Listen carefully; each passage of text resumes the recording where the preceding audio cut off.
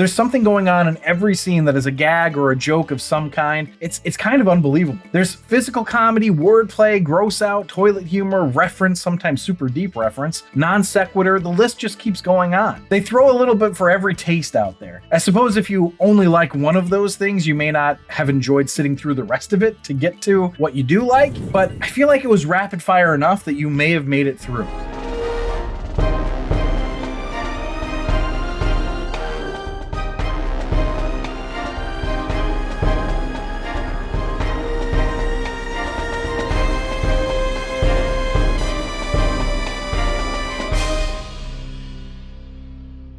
Welcome back to The Rank. I'm John, and today we're going to be ranking The Naked Gun, the original from 1988. Now, I was originally going to do what I did with Happy Gilmore and rank the new one and the old one together, but I didn't really like how that turned out, so I'm just going to do the original. Also, we just had a baby last week, so going to the movies isn't something I'm going to be doing for a little bit. You know, don't think it would make my wife super happy. Remember, happy wife equals happy life. So the old one is going to be a lot easier for me. Now, I've heard good things about the new one, so if you could all let me live vicariously through you and let me know how the new one was and if you think I should rank it, that'd be awesome. All right, let's get started here. And I just want to remind everybody, if you enjoy these rankings or if you just enjoy getting a review of a comedy movie based on it being a comedy movie, please consider subscribing and or following. Like, comment, leave us messages, send an email to info@therankpodcast.com. Consider becoming a patron on our Patreon account. It's patreon.com/therankpodcast, where you can get access to the archived episodes. But today we're doing The Naked Gun, which starred Leslie Nielsen, was adapted from the television series Police Squad that was created by Jim Abrams, David Zucker, and Jerry Zucker, and written by all three of them, as well as Pat Proft, and it was directed by David Zucker. Now, just so you know, there are going to be spoilers in this. This movie is, well, almost 40 years old, so, you know,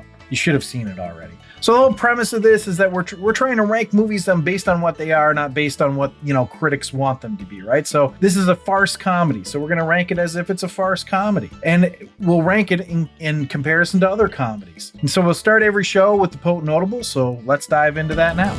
Potent Notables. So as always, we start the Potent Notables with the box office info. The Naked Gun made $78.8 million domestically and nothing internationally, according to boxofficemojo.com. However, I did find a Paramount fandom wiki that said it made $73.7 million internationally, giving it a worldwide total of $152.4 million.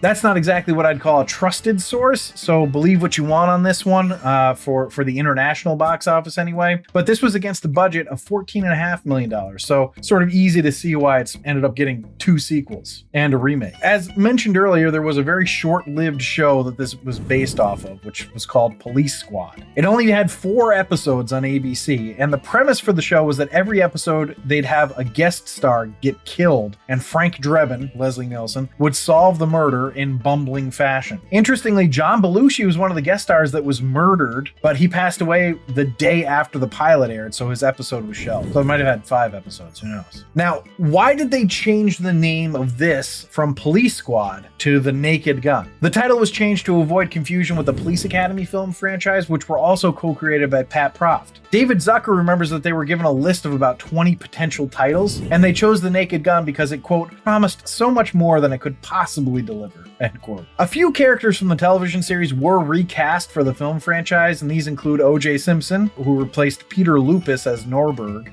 which they ended up changing the name to Nordberg for the movie, and George Kennedy replaced Alan North as Ed Hockin. So Leslie Nielsen, Ed Williams, and Tiny Ron were the only main characters to stay the same. Now, after Leslie Nielsen's death in 2010, ESPN published an obituary for Enrico Palazzo, writing, "A true Renaissance man, Enrico Palazzo umpired the game after performing the national anthem. Palazzo was the first and only umpire to eject another umpire from a major league game. He also is believed to be the first and only umpire to use an upright vacuum cleaner to tidy up home plate." So, cute little obituary from ESPN there. All right, and last potent notable, when Queen Elizabeth II died on September 8th, 2022, Reggie Jackson tweeted, quote, "Now we all know I was innocent. Amen. R.I.P. Queenie." I guess that's a little bit of a spoiler. All right, so those are all the potent notables. Let's go to the movie overview. overview. Now, I hadn't watched this movie in years, and I frankly wondered how it would hold up. But right from the outset, I felt pretty secure that it would. I mean, we had a room full of bad guys from the 80s, and Frank Drebin beats them up. It was just the perfect 80s action movie satire. A little side note here for the long-time listeners of the podcast. What I'm about to refer to, we did actually make this a short/clip, whatever, on TikTok and YouTube Shorts.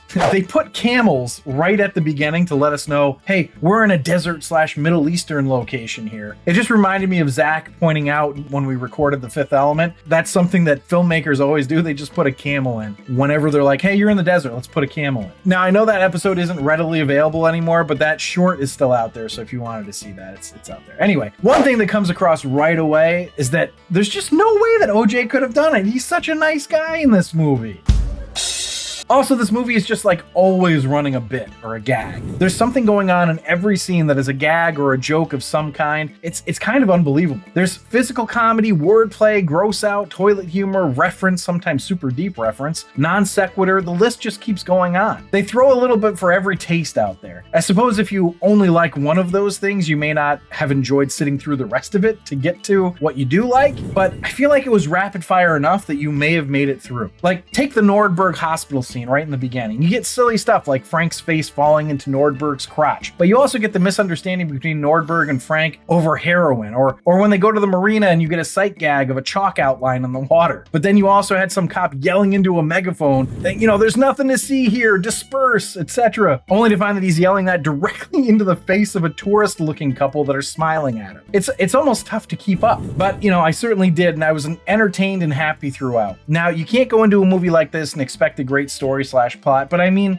it really wasn't bad. I was surprised by how interested I was in the outcome of the movie. Granted, Ludwig's drug dealing didn't play any sort of role whatsoever, so there's some holes, but whatever. Also, can we talk about what a great voice Leslie Nielsen had? Talk about the perfect voice for this role. And then Montalbán is just a fantastic villain. I don't know if it's that everyone is playing it straight while all this nonsense is going on or what, but it works. Also, they don't play it straight all the time. Like, Frank gives Ed a look when he says that the doctor said that Nordberg is 50-50 to pull through, but that's only 10%. Or when he realizes it's his car that's causing the problems, the one that he ends up shooting at, and he kind of looks around and walks away. Look, the bottom line is that there's a reason this is a classic. So the question wasn't ever really if this was going to get a low ranking, but how high it would end up being. Well, let's answer that question and go to the rank. A rank. So the rank is where I rank the movie based on 10 categories: story, acting, originality, dialogue/writing, film coherence, joke relevance, character relatability, my rank, and then we have a laugh counter where I tally up the amount of times that the movie made me laugh, and that gets added to the score. 1 point per laugh out loud. I rank it on a scale of 1 to 5, 1 being the worst, 5 being the best. And before I dive into the rankings, if you're enjoying this episode, please leave a like. It really helps us out. So on to the first category, which is story. So story, I gave a 3.5, which, maybe is a little high, but I suppose I was kind of surprised by the fact that there was a story at all. I feel like the later incarnations of the farce comedy just got rid of the story altogether. Like it was just an excuse to have the Mad Magazine comic strips. It just felt like they were just like, let's make that a movie. This one, though, it's about a guy who's trying to assassinate the queen. I mean, it's not bad. So let's go to acting, which I gave a 4.25. This is surprisingly well acted. George Kennedy as Ed is great. Leslie Nielsen is great. Ricardo Montalbán is great. Priscilla Presley is great. I mean, even OJ is pretty decent. It's sort of a tough category in that they're all fairly hammy, but that's on purpose. So, it's not a 5 or anything. I wouldn't put them up for Oscars, but it's pretty damn good. So let's go to originality, which I gave a 3. Now, this type of movie is almost inherently unoriginal in that it's making a satire of genres that have become rote, right? That being said, having the faith that a very short-lived show would have the ability to carry an audience as a movie is kind of original. Also, it was really just Airplane before this as farce comedy, so that counts for something, right? I mean, it's still fairly new genre. So let's go to dialogue/writing, which I give a 4.25. Now, one could make the argument that this writing style is just throw as many jokes at the wall as you can and see what sticks. But my argument against that is that they almost all work. So that feels more honed than just throwing things at the wall. And Anyway, in my opinion, the writing on this is pretty awesome. The only flaw is that they tried too many things, which is kind of what I was just talking about, and would sometimes lose the thread, which leads us nicely to coherence. So film coherence, I gave a 3. I mean, it was fine, but there are also plenty of holes, as you might expect. Like Ed tells Drebin that he has 24 hours to clear Nordberg, and then he definitely takes more than 24 hours. Also, isn't Frank Ed's boss? Ludwig is selling drugs, but that doesn't really end up mattering because the real thing is that he's trying to win assassin contracts and he's going to assassinate the queen. So in a movie like this, it doesn't really matter that much, but I also feel like I can't give it a high score here, but it's still really not bad. So let's go to joke coherence, which I also gave a 3. So this score only suffers from the fact that there are just such a plethora of jokes. When you have that many jokes, that can't really all cohere to the plot of the movie, and you know, a lot didn't. So 3. So let's go to joke relevance, which I gave a 3.5. There are a lot of references to things that were known in 1988, but are probably not as well known in 2025. For instance, the whole opening sequence is people that aren't in the cultural lexicon now. Gorbachev, Yasser Arafat, Idi Amin, even Gaddafi. There are a few areas like that, but not as many as you might think. They actually make references to older movies that I definitely didn't get. I bet people noticed it when it first came out. Even though I didn't get some of the things because of relevance, it still made me laugh quite a bit. So that must mean that the relevance is still pretty decent, right? Let's go to character relatability, which I gave a 2.5. I mean, this is all quite absurd, so it's hard to relate to any of it, but I suppose I could relate to wanting to clear the name of a friend or even wanting to test out my new assassin tech, so I'm not going to go crazy low. Anyway, now on to my rank, which I gave a 4.5. It's a classic, and it's great. I didn't give it a 5 because there were still points where I felt like it was a little slow or just kind of too goofy, but those are just quibbles because I loved this movie overall. I can't imagine anyone ever putting this on and not having a good time. Well, I suppose I could imagine that person, but I wouldn't want to meet them. So, all right, let's go to the laugh counter because that's going to really tell us, because the rankings aren't like super great here, right? But a laugh counter goes a long way. And in this case, it got me 49 times. So that's a really high laugh counter. And that gigantic laugh counter puts the total at an 80.5, which makes it an absolute masterpiece. So thanks for listening and or watching, everyone. If you'd like to see a list of our comedy movie rankings, you can do that on our website at therankpodcast.com. Remember to subscribe, review, and comment, and please consider supporting us on our Patreon site at patreon.com/therankpodcast, where you get access to all of our archived episodes. And if you enjoyed the episode, please leave a like. It really does help us out. And you get a good night's sleep. I'll see you in the morning.